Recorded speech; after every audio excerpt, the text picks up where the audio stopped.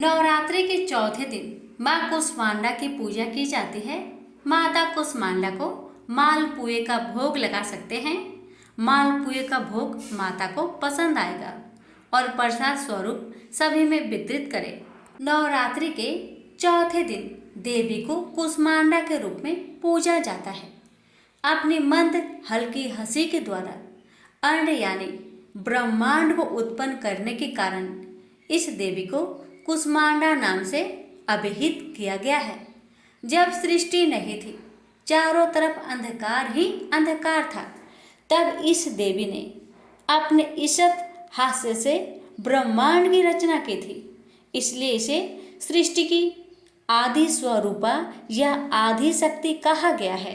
इस देवी की 8 भुजाएं हैं, इसलिए अष्टभुजा कहलाई। इनके 7 हाथों में क्रमशः कमंडल, धनुष, बाण, कमल, पुष्प, अमृत पूर्ण कलश, चक्र तथा गदा है। 8वें हाथ में सभी सिद्धियों और निधियों को देने वाली जप माला है। इस देवी का वाहन सिंह है और इन्हें कुम्हरे की बलि प्रिय है। संस्कृति में कुम्हरे को कुष्मांड कहते हैं, इसलिए इस देवी को कुष्मांड कहते हैं। इस देवी का वास सूर्य मंडल के भीतर लोक में है। सूर्य लोक में रहने की शक्ति क्षमता केवल इन्हीं में है, इसलिए इनके शरीर की कांति और प्रभा सूर्य की भांति ही देदीप्यमान है। इनके ही तेज से 10 दिशाएं आलोकित है। ब्रह्मांड की सभी वस्तुएं और प्राणियों में इन्हीं का तेज व्याप्त है। चंचल और पवित्र मन से नवरात्रि के चौथे दिन इस देवी की पूजा आराधना करना चाहिए। इससे भक्तों के रोगों और सुखों का नाश होता है तथा उसे आयु, यश, बल और आरोग्य प्राप्त होता है। ये देवी अल्प सेवा और भक्ति से ही प्रसन्न होकर आशीर्वाद देती हैं। सच्चे मन से पूजा करने वाले को सुगमता से परम पद प्राप्त होता है। विधि विधान से पूजा करने पर भक्त को कम समय में ही कृपा का सूक्ष्म भाव अनुभव होने लगता है। ये देवी आधियों व्याधियों से मुक्त करती है और उसे सुख, समृद्धि और उन्नति प्रदान करती है। अंततः इस देवी की उपासना में भक्तों को सदैव तत्पर रहना चाहिए। से बोलिए कुष्मांडा मैया की जय। आप श्रवण करें आरती।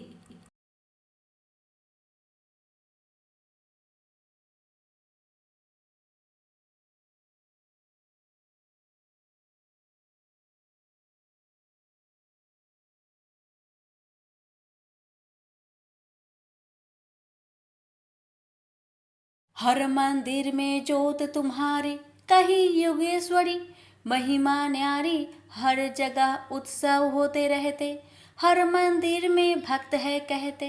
कात्यायनी रक्षक काया की, ग्रंथि काटे मोह माया की। झूठे मोह से छुड़ाने वाली, अपना नाम जपाने वाली। कुष्मांडा जय जग सुखदानी, पर दया करो महारानी। पिंगला ज्वालामुखी निराली, सकंबरी माँ भोली भाली। लाखों नाम निराले तेरे, भक्त कई मत वाले तेरे। भीमा पर्वत पर है डेरा, इकारो प्रणाम ये मेरा। सबकी सुनती हो जगदम्बे, सुख पहुँचाती हो माँ अम्बे। तेरे दर्शन का मैं प्यासा, पूर्ण कर दो मेरी आशा।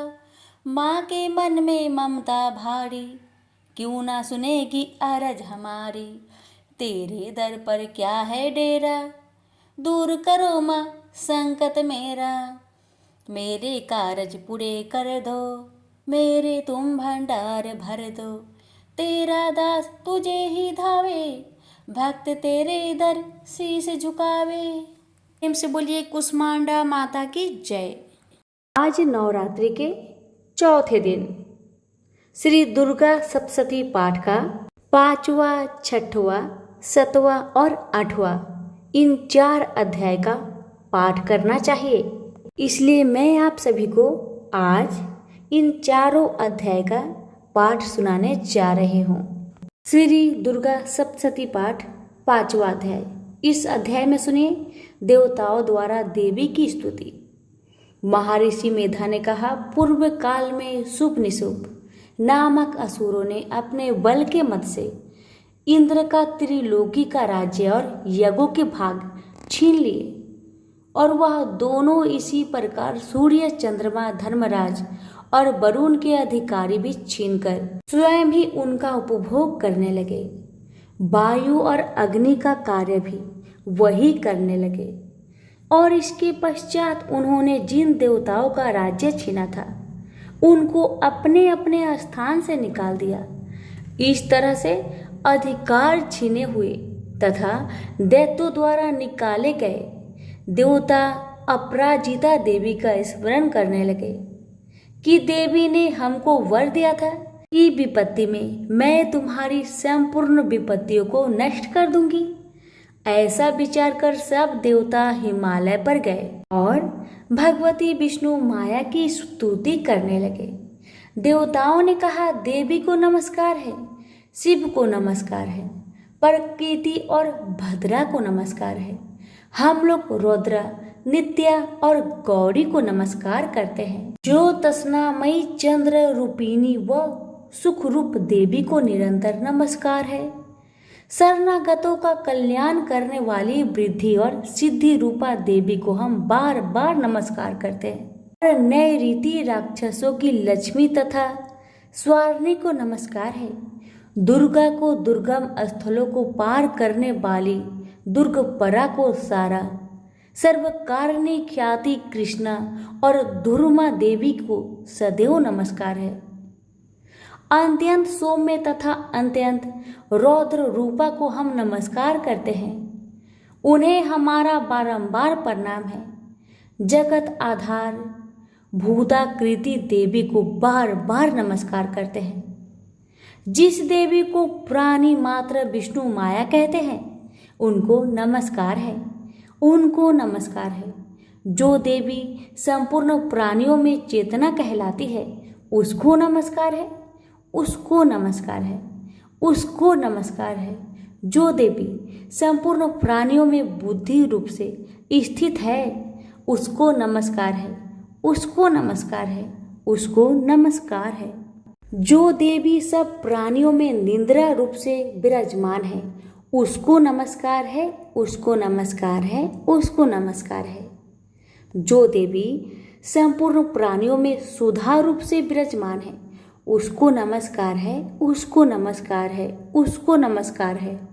हे देवी संपूर्ण प्राणियों में छाया रूप से स्थित है उसको नमस्कार है, उसको नमस्कार है, उसको नमस्कार है। जो देवी सब प्राणियों में शांति रूप से स्थित है उसको नमस्कार है, उसको नमस्कार है, उसको नमस्कार है। जो देवी सब प्राणियों में श्रद्धा रूप से स्थित है उसको नमस्कार है, उसको नमस्कार है, उसको नमस्कार है। जो देवी सब प्राणियों में कांति रूप से स्थित है उसको नमस्कार है, उसको नमस्कार है, उसको नमस्कार है। जो देवी सब प्राणियों में लक्ष्मी रूप से स्थित है उसको नमस्कार है, उसको नमस्कार है, उसको नमस्कार है। जो देवी संपूर्ण प्राणियों में वृत्ति रूप से स्थित है उसको नमस्कार है, उसको नमस्कार है, उसको नमस्कार है। जो देवी संपूर्ण प्राणियों में स्मृति रूप से स्थित है उसको नमस्कार है, उसको नमस्कार है, उसको नमस्कार है। जो देवी सब प्राणियों में दया रूप से स्थित है उसको नमस्कार है, उसको नमस्कार है, उसको नमस्कार है। जो देवी संपूर्ण प्राणियों में तुष्टि रूप से स्थित है उसको नमस्कार है, उसको नमस्कार है, उसको नमस्कार है। जो देवी सब प्राणियों में मात्र रूप से विराजमान है उसको नमस्कार है, उसको नमस्कार है, उसको नमस्कार है। जो देवी सब प्राणियों में भ्रांति रूप से स्थित है उसको नमस्कार है, उसको नमस्कार है, उसको नमस्कार है। जो देवी सब प्राणियों में नित्य रूप से स्थित है उसको नमस्कार है, उसको नमस्कार है, उसको नमस्कार है।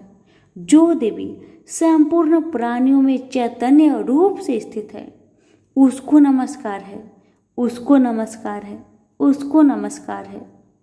जो देवी संपूर्ण प्राणियों में भ्राति रूप से स्थित है, उसको नमस्कार है, उसको नमस्कार है, उसको नमस्कार है।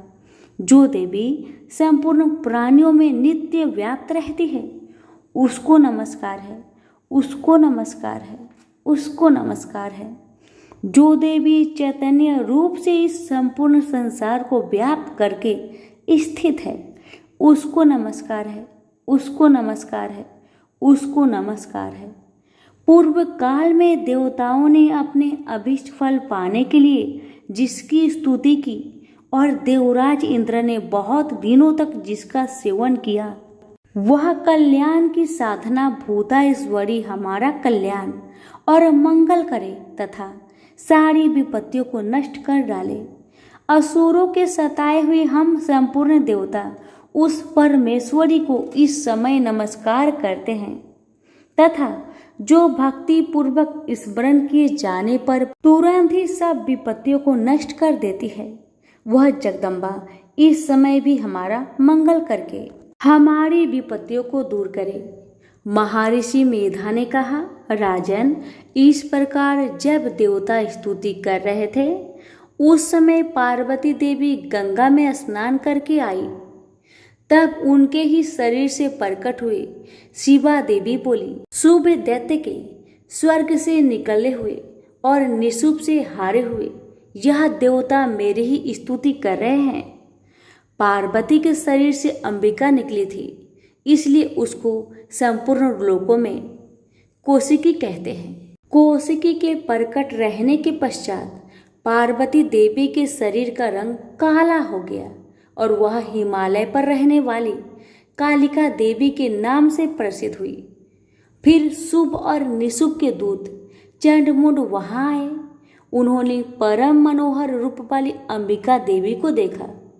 फिर वह शुभ के पास जाकर बोले, महाराज, एक अत्यंत सुंदर स्त्री हिमालय को प्रकाशित कर रही है। वैसा रंग रूप आज तक हमने किसी स्त्री में नहीं देखा। हे असुरेश्वर, आप यह पता लगाइए कि वह कौन है और उसको ग्रहण कर ले। वह स्त्री स्त्रियों में रत्न है। वह अपनी कांति से दसों दिशाओं को प्रकाश करती हुई वहाँ स्थित है, इसलिए आपको उसका देखना उचित है। प्रभु, तीनों लोगों के हाथी, घोड़े और मणि इत्यादि जितने रत्न हैं, वह सब इस समय आपके घर में शोभ्यमान है। हाथियों में रत्न ऐरावत हाथी और उच्च श्रवा नामक घोड़ा तो आप इंद्र से लाए हैं। हंसों द्वारा जूता हुआ विमान जो कि ब्रह्मा जी के पास था, अब आपके पास है। और यह हमारा महापद्य नामक खजाना आपने कुबेर से छीना है। समुद्र ने आपको सदा खिले हुए फूलों की किंजकनी नामक माला दी है। वरुण का कांचन वर्षा नामक छत्र आपके पास है और रथों में श्रेष्ठ प्रजापति का रथ भी आपके पास ही है। दैत्यंत्र मृत्यु की उत्क्रादिता नामक शक्ति भी आपने छीन ली है और वरुण का पास भी आपके भ्राता निशुभ के पास ही है। और समुद्र में पैदा होने वाले सब प्रकार के रत्न भी आपके भ्राता निशुभ के अधिकारी में है। और जो अग्नि में न जल सके ऐसा दो वस्त्र भी अग्निदेव ने आपको दिए हैं। दैत्यराज, इस प्रकार सारी रत्न रूपी वस्तुएं आप ग्रहण कर चुके हैं, तो फिर आप यह कल्याणमयी स्त्री में रत्न रूप अनुपम स्त्री को ग्रहण क्यों नहीं करते? महर्षि मेधा ने कहा। चंद्रमुंड का यह वचन सुनकर शुभ ने कहा, सुग्रीव को अपना दूत बनाकर देवी के पास भेजा जाए। प्रथम उसको सब कुछ समझा दिया जाए कि वहां जाकर तुम उसको इस प्रकार कहना, और ये भी कह दिया कि जिस तरह से प्रसन्न हो वह तुरंत यहाँ चली आए, उसी प्रकार समझाकर कहना। दूत सुग्रीव पर्वत के उस रमणीक भाग में जहाँ देवी बसती थी वहां पहुंचा। दूत ने कहा, हे देवी, दैत्य का राजा शुभ जो इस समय तीनों लोकों का स्वामी है, मैं उसका दूत हूँ और यहाँ तुम्हारे पास आया हूँ। संपूर्ण देवता उसकी आज्ञा एक स्वर से मानते हैं। अब जो कुछ उसने कहला भेजा है वह सुनो। उसने कहा है, इस समय संपूर्ण त्रिलोकी मेरी बस में है और संपूर्ण यज्ञों के भागों को पृथक पृथक मैं ही लेता हूँ और तीनों लोकों में जितने श्रेष्ठ रत्न हैं वह सब मेरे पास है। देवराज इंद्र का वाहन ऐरावत मेरे पास है जो मैंने उससे छीन लिया है। उच्च श्रवा नामक घोड़ा जो क्षीर सागर मंथन करने से प्रकट हुआ था उसे देवताओं ने मुझे समर्पित किया है। हे सुंदरी, इसके अतिरिक्त और भी जो रत्न भूषण पदार्थ देवताओं के पास थे वह सब मेरे पास है। हे देवी, मैं तुम्हें संसार की स्त्रियों में रत्न मानता हूँ क्योंकि रत्नों का उपभोग करने वाला मैं ही हूँ। हे चंचल कटाक्षों वाली सुंदरी, अब यह भी मैं तुम पर छोड़ता हूँ कि तू मेरी या मेरी भाई का महापराक्रमी निशुम्भ की सेवा में आ जाए। यदि तू मुझे वरेगी तो तुझे अतुल महान ऐश्वर्य की प्राप्ति होगी। अतः तुम अपनी बुद्धि से यह विचार कर मेरे पास चली आओ। महर्षि मेधा ने कहा, दूत के ऐसे कहने पर संपूर्ण जगत का कल्याण करने वाली भगवती दुर्गा मन ही मन मुस्कुराई और इस प्रकार कहने लगी। देवी ने कहा, हे दूत, तू जो कुछ कह रहा है वह सत्य है और इसमें कि चिंत्र मात्र भी झूठ नहीं है। शुभ इस समय तीनों लोकों का स्वामी है और निशुम्भ भी इसी तरह पराक्रमी है, किंतु इसके संबंध में जो प्रतिज्ञा कर चुकी हूँ उसे मैं कैसे झुठला सकती हूँ। अतः तू मैंने जो प्रतिज्ञा की है उसे भी सुन। जो मुझे युद्ध में जीत लेगा और मेरे अभिमान को खंडित करेगा और बल में मेरे समान होगा वही मेरा स्वामी होगा। इसलिए शुभ अथवा महापराक्रमी निशुम्भ यहाँ आए और युद्ध में जीतकर मुझसे विवाह कर ले। इसमें भला देर की क्या आवश्यकता है। दूत ने कहा, हे देवी, तुम अभिमान में भरी हुई हो, मेरे सामने तुम ऐसी बात ना करो। इस त्रिलोकी में मुझे तो ऐसा कोई नहीं दिखाई देता जो कि शुभ और निशुम्भ के समान ठहर सके। हे देवी, जब अन्य देवताओं में से कोई शुभ व निशुम्भ के सामने युद्ध में ठहर नहीं सकता तो फिर तुम जैसी स्त्री उनके सामने रणभूमि में ठहर सकोगी। जिन शुभ आदि असुरों के सामने इंद्र आदि देवता नहीं ठहर सके तो फिर तुम अकेली स्त्री उनके सामने कैसे ठहर सकोगी। अतः तुम मेरा कहना मानकर उनके पास चलो, नहीं तो जब वह तुम्हें केस पकड़कर घसीटते हुए ले जाएगा तो तुम्हारा गौरव नष्ट हो जाएगा। इसलिए मेरी बात मान लो। देवी ने कहा, जो कुछ तुमने कहा ठीक है। शुभ और निशुम्भ बड़े बलवान हैं, लेकिन मैं क्या कर सकती हूँ क्योंकि मैं बिना विचारे प्रतिज्ञा कर चुकी हूँ। इसलिए तुम जाओ और मैंने जो कुछ कहा है वह सब आदर पूर्वक असुरेंद्र से कह दो। इसके पश्चात जो वह उचित समझे कर ले। प्रेम से बोलिए जगदम्बा माता की जय।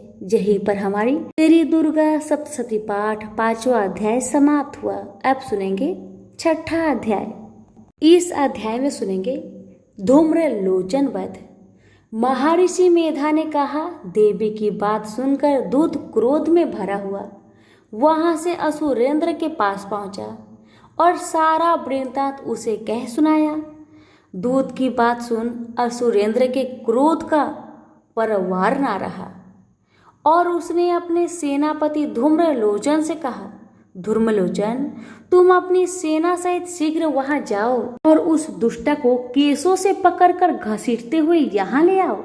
यदि उसकी रक्षा के लिए कोई दूसरा खड़ा हो, चाहे वह देवता, यक्ष अथवा गंधर्व क्यों न हो, उसको तुम अवश्य मार डालना।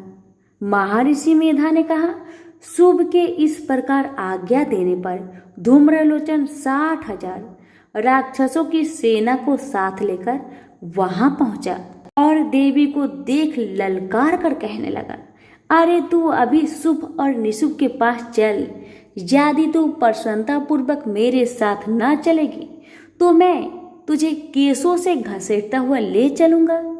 देवी कहने लगी, असुरेंद्र का भेजा हुआ तेरे जैसा बलवान यदि बलपूर्वक मुझे ले जाएगा तो ऐसी दशा में मैं तुम्हारा क्या कर सकती हूँ। महर्षि मेधा ने कहा। ऐसा कहने पर धूम्रलोचन उसकी ओर लपका, किंतु देवी ने उसे अपने हुक्कार से ही भस्म कर डाला। यह देखकर असुर सेना क्रोध होकर देवी की ओर बढ़ी, परंतु अंबिका ने उन पर तीखे बाणों, शक्तियों तथा फरसों की वर्षा आरंभ कर दी। इतने में देवी का वाहन भी अपनी ग्रीवा के बालों को झटकता हुआ और बड़ा भारी शब्द करता हुआ असुर सेना में कूद पड़ा। उसने कई असुर अपने पंजे से, कई अपने जबरों से और कई को धरती पर पटक कर अपने दांतों से घायल करके मार डाला। उसने कई असुरों के अपने नखों से पेट फाड़ डाले और कई असुरों को तो केवल थप्पड़ मारकर सिर धड़ से अलग कर दिया। कई असुरों की भुजाएं और सिर तोड़ डाले और गर्दन के बालों को हिलाते हुए उसने कई असुरों को पकड़कर पेट फाड़कर उनका रक्त पी डाला। इस प्रकार देवी के उस महाबलवान सिंह ने क्षण भर में असुर सेना को समाप्त कर दिया। शुभ ने यह सुना कि देवी ने धूम्रलोचन असुर को मार डाला है और उसके सिंह ने सारी सेना का संहार कर डाला। तब उसको बड़ा क्रोध आया। उसके मारे क्रोध के ओठ फड़कने लगे और उसने चंड और मुंड नामक महाअसुरों को आज्ञा दी, हे चंड, हे मुंड, तुम अपने साथ एक बड़ी सेना लेकर वहां जाओ। उस देवी के बाल पकड़कर और बांधकर तुरंत यहाँ लाओ। यदि उसको यहाँ लाने में किसी प्रकार का संदेह हो तो अपनी सेना सहित उससे लड़ते हुए उसको मार डालो, और जब वह दुष्ट और उसका सिंह दोनों मारे जाए तब भी उसको बांधकर यहाँ ले आना। प्रेम से बोलिए माँ जगदम्बा की जय। यहीं पर हमारी 6ठा अध्याय समाप्त हुआ। अब सुनिए 7वां अध्याय, और 7वें अध्याय में आप सभी सुनेंगे चंड और मुंड का वध की कहानी। महर्षि मेधा ने कहा, दैत्यराज की आज्ञा पाकर चंड और मुंड चतुरंगिनी सेना को साथ लेकर हथियार उठाए देवी से लड़ने के लिए चल दिए। हिमालय पर्वत पर पहुंचकर उन्होंने मुस्कुराती हुई देवी को जो सिंह पर बैठी हुई थी देखा। अब असुर उनको पकड़ने के लिए तलवारें लेकर उनकी ओर बढ़े। तब अंबिका को उस पर बड़ा क्रोध आया और मारे क्रोध के उनका मुख काला पड़ गया, उनकी भुकुटियां चढ़ गई और उनकी ललाट में से अत्यंत भयंकर तथा अत्यंत विस्तृत मुख वाली लाल आंखों वाली काली प्रकट हुई, जो अपने हाथों में तलवार और पास ली हुई थी। वह विचित्र खड्ग धारण किए हुई थी तथा चीते की चर्म की साड़ी एवं नरमुंड की माला पहन रखी थी। उसका मांस सूखा हुआ था और शरीर के ओर हड्डियों का ढांचा था और भयंकर शब्द दिशाओं को पूर्ण कर रही थी। वह असुर सेना पर टूट पड़ी और दैत्यों को भक्षण करने लगी। वह पार्श रक्षकों, अंकुशधारी महावतों, हाथियों पर सवार योद्धाओं और घंटा सहित हाथियों को एक हाथ से पकड़ पकड़ कर अपने मुख में डाल रही थी।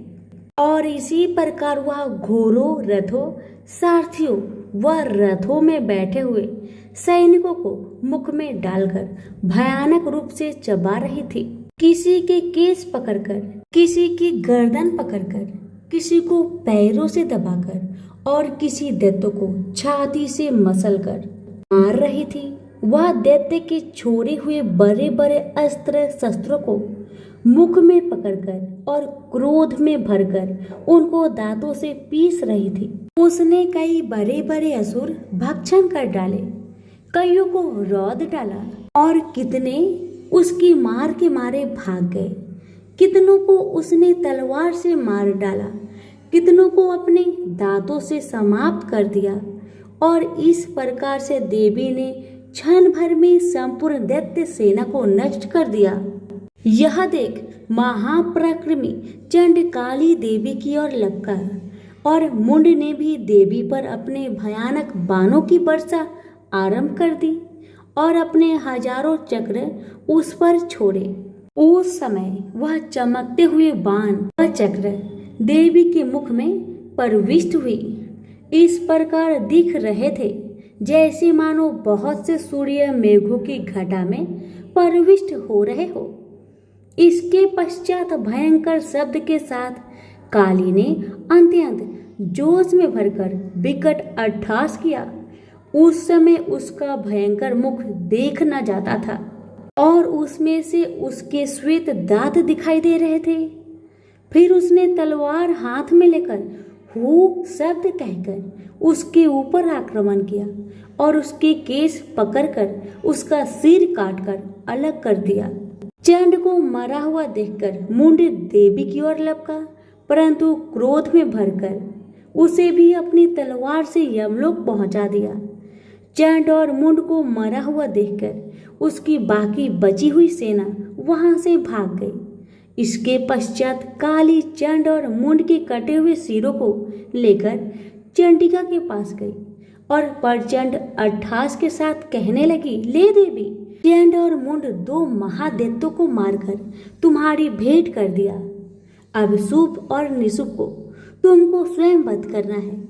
महर्षि मेधा ने कहा। वहां लाए हुए चंड और मुंड के सिरों को देखकर कल्याणमयी चंडी ने काली से मधुर वाणी में कहा, देवी, तुम चूंकि चंड और मुंड को मेरे पास लेकर आई हो, अतः संसार में चामुंडा के नाम से तुम्हारी ख्याति होगी। प्रेम से बोलिए माँ काली की जय हो। यहीं पर हमारी श्री दुर्गा सप्तशती पाठ 7वां अध्याय समाप्त हुआ। अब सुनेंगे 8वां अध्याय। 8वां अध्याय में आप सभी सुनेंगे रक्त बीज वध। महर्षि मेधा ने कहा, चंड और मुंड नामक असुर के मारे जाने से और बहुत सी सेना के नष्ट हो जाने से असुरों के राजा प्रतापी शुभ ने क्रोध युक्त होकर अपनी संपूर्ण सेना को युद्ध के लिए तैयार होने की आज्ञा दी। उसने कहा, आज उदय युद्ध नामक 86 असुर सेनापति अपनी सेनाओं के साथ युद्ध के लिए जाए और कंबू नामक 84 सेनापति भी वहां आए और कोटि वीर्य नामक 50 सेनापति और धूम्र कुल के 100 सेनापति प्रस्थान करे। काल दोहद मारे और काल के यह दैत्य भी मेरी आज्ञा से सच कर युद्ध के लिए कुछ करे। भयानक शासन करने वाला असुरों का स्वामी शुभ इस प्रकार आज्ञा देकर बहुत बड़ी सेना को साथ युद्ध के लिए चला। उसकी सेना को अपनी ओर आता देखकर चंडिका ने अपनी धनुष की टंकार से पृथ्वी पर आकाश के बीच का भाग गुंजा दिया। राजन, इसके पश्चात देवी के सिंह ने दहाड़ना आरंभ कर दिया और अंबिका को घंटे के शब्दों ने उनको और भी बढ़ा दिया।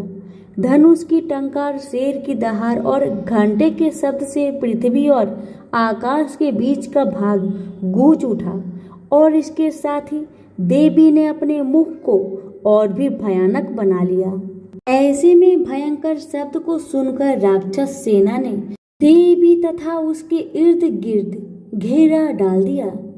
राजन, उस समय दैत्यों के नाश के लिए और देवताओं के हित के लिए ब्रह्मा, शिव, कार्तिकेय, विष्णु तथा इंद्र आदि देवों की शक्तियां जो अत्यंत पराक्रम और बल से संपन्न थी, उनके शरीर से निकलकर उसी रूप में चंडिका देवी के पास गई। जिस देवता का जैसा रूप था, जैसे आभूषण थे और जैसा वाहन था, वैसा ही रूप, आभूषण और वाहन लेकर उन देवताओं की शक्तियां दैत्यों से युद्ध करने के लिए आई। हंस युक्त विमान में बैठकर और रुद्राक्ष की माला तथा कमंडलू धारण करके ब्रह्मा जी की शक्ति आई। वृषभ पर सवार होकर हाथ में त्रिशूल लेकर महानाग का कंगन पहनकर और चंद्र रेखा से भूषित होकर भगवान शंकर की शक्ति महेश्वरी आई और मोर पर आरूढ़ होकर हाथ में शक्ति लिए दैत्यों से युद्ध करने के लिए कार्तिकेय जी की शक्ति उन्हीं का रूप धारण करके आई। भगवान विष्णु की शक्ति गरुड़ पर सवार होकर शंख चक्र सर्ड गदा धनुष तथा खदक हाथ में लिए हुए आई। श्री हरि की शक्ति 12 ही बरा का शक्ति धारण करके आई और नरसिंह के समान शरीर धारण करके उनकी शक्ति नरसिंही भी आई। उसकी गर्दन के झटकों से आकाश के तारे टूट पड़ते थे और इसी प्रकार देवराज इंद्र की शक्ति ऐद्री भी ऐरावत के ऊपर सवार होकर आई। पश्चात इन देव शक्तियों से घिरे हुए भगवान शंकर ने चंडिका से कहा, मेरे प्रसन्नता के लिए तुम शीघ्र ही इन असुरों को मारो। इसके पश्चात देवी के शरीर में अत्यंत उग्र रूप वाली और सैकड़ों गिदरियों के समान आवाज करने वाली चंडिका शक्ति प्रकट हुई। उस अपराजिता देवी ने धूमिल जटा वाले भगवान श्री शंकर जी से कहा, प्रभु आप मेरी ओर से दूत बनकर शुंभ और निशुंभ के पास जाइए और उन अत्यंत गर्वीले दैत्य से कहिए तथा उनके अतिरिक्त और भी दैत्य वहां युद्ध के लिए उपस्थित हो, उनसे भी कहिए जो तुम्हें अपने जीवित रहने की इच्छा हो तो त्रिलोकी का राज्य इंद्र को दे दे। देवताओं को उसका यज्ञ भाग मिलना आरंभ हो जाए और तुम पाताल को लौट जाओ। किंतु यदि वल के गर्भ से तुम्हारी लड़ने की इच्छा हो तो फिर आ जाओ, तुम्हारे मांस से मेरी योगिनियों का तृप्त होगी। क्योंकि उस देवी ने भगवान शंकर को दूत का कार्य में नियुक्त किया था, इसलिए वह संसार में शिवदूती के नाम से विख्यात हुई। भगवान शंकर से देवी का संदेश पाकर दैत्यों का क्रोध का कोई आर पार न रहा और वह जिस स्थान पर देवी विराजमान थी वहां पहुंचे और जाने के साथ ही उस पर बाणों और शक्तियों की वर्षा करने लगे। देवी ने उनके फेंके हुए बाणों, शक्तियों, त्रिशूल और फरसों को अपने बाणों से काट डाला और काली देवी उस देवी के साथ आगे खड़ी होकर शत्रुओं को त्रिशूल से विदर्न करने लगी और खड़वाक से कुचलने लगी।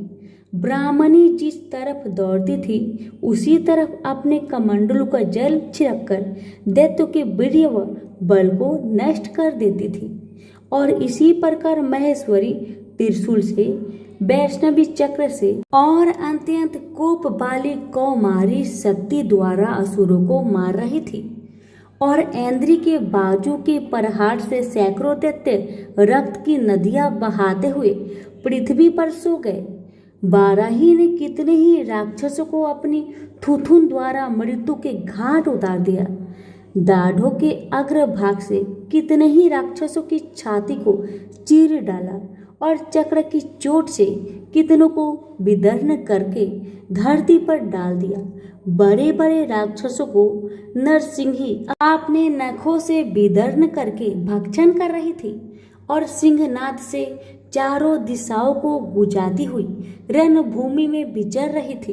शिवदूती के प्रचंड अट्टहास से कितने ही दैत्य भयभीत होकर पृथ्वी पर गिर पड़े और उनके गिरते ही वह भक्षण कर गई। इस तरह क्रोध में भरे हुए मात्र गणों के नाना प्रकार के उपयोगों से बड़े बड़े असुरों को मरते हुए देखकर राक्षसी सेना भाग खड़ी हुई और उनको इस प्रकार भागता देखकर रक्तबीज नामक महापराक्रमी राक्षस क्रोध में भरकर युद्ध के लिए आगे बढ़ा। उसके शरीर से रक्त की बूंदें पृथ्वी पर गिरती थी तो वैसे ही शरीर वाला तथा वैसे ही बलवान दैत्य पृथ्वी से उत्पन्न हो जाता था। रक्तबीज गदा हाथ में लेकर ऐन्द्री के साथ युद्ध करने लगा। जब ऐन्द्री शक्ति ने अपने वज्र से उसको मारा तो घायल होने के कारण उसके शरीर से बहुत सा रक्त चलने लगा और उसकी प्रत्येक बूंद से उसके समान ही बलवान तथा महापराक्रमी अनेकों दैत्य भयंकर रूप में प्रकट हो गए। वह सबके सब दैत्य रक्त बीज के समान ही बलवान तेज वाले थे। वह भी भयंकर अस्त्र शस्त्र लेकर देवियों के साथ लड़ने लगे। जब ऐन्द्री के वज्र प्रहार से हजारों से उसके मस्तक पर चोट लगी और रक्त बहने लगा तो उसमें से हजारों पुरुष उत्पन्न हो गए। वैष्णवी ने चक्र से और ऐन्द्री ने गदा से रक्त बीज को चोट पहुंचाई और वैष्णवी की चक्र से घायल होने पर उसके शरीर से जो रक्त बहा उससे हजारों महाअसुर उत्पन्न हुए, जिसके द्वारा यह संपूर्ण जगत व्याप्त हो गया। कौमारी ने शक्ति से, बाराही ने खटक से और महेश्वरी ने त्रिशूल से उसको घायल किया। इस प्रकार क्रोध में भरकर उस महादैत्य ने जब माताओं पर पक पृथक गदा से प्रहार किया और माताओं ने शक्ति और शूल इत्यादि से उसको जो बार बार घायल किया, उससे सैकड़ों महादैत्य उत्पन्न हुए। इस प्रकार उस रक्त बीज के चक्र से उत्पन्न हुए असुरों से संपूर्ण जगत व्याप्त हो गया, जिससे देवताओं को भय हुआ। देवताओं को भयभीत देखकर चंडिका ने काली से कहा, चामुंडे, आपने मुख को बड़ा करो और मेरी शस्त्रघात से उत्पन्न हुए रक्त बिंदुओं तथा रक्त बिंदुओं से उत्पन्न हुए महाअसुरों को तुम अपने इस मुख से भक्षण करती जाओ। इस प्रकार रक्त बिंदुओं से उत्पन्न हुए महादैत्य को भक्षण करते हुए तुम रण में विचारो। इस प्रकार रक्त छीन होने से यह दैत्य नष्ट हो जाएगा। तुम्हारी भक्षण करने के कारण अन्य दैत्य उत्पन्न नहीं होंगे। काली से इस प्रकार कहकर चंडिका देवी ने रक्त बीज पर अपने त्रिशूल से प्रहार किया और काली देवी ने अपने मुख में उसका रक्त ले लिया। तब उसने अपनी गदा से चंडिका पर प्रहार किया। प्रहार से चंडिका को तनिक भी कष्ट न हुआ। हाँ, उसके शरीर से बहुत सा रक्त बहने लगा, लेकिन उसके गिरने के साथ ही काली ने उसको मुख में ले लिया। काली के मुख में उस रक्त से जो असुर उत्पन्न हुए उसको उसने भक्षण कर लिया और रक्त को पीती गई। तदंतर देवी ने रक्त बीज को, जिसका कि खून काली ने पिया था, चंडिका ने वज्र बाण तथा खड्ग तथा रिष्टि इत्यादि से मार डाला। राजन, अनेक प्रकार के शस्त्रों से मारा हुआ और खून से वंचित वह महादैत्य रक्त बीज पृथ्वी पर गिर पड़ा। राजन, उसके गिरने से देवता अत्यंत प्रसन्न हुए और माताओं उन असुरों का रक्त पीने के पश्चात उद्धत होकर नृत्य करने लगी। प्रेम से बोलिए माता रानी की जय हो। यहीं पर हमारी दुर्गा सप्तशती पाठ का 8वां अध्याय समाप्त हुआ।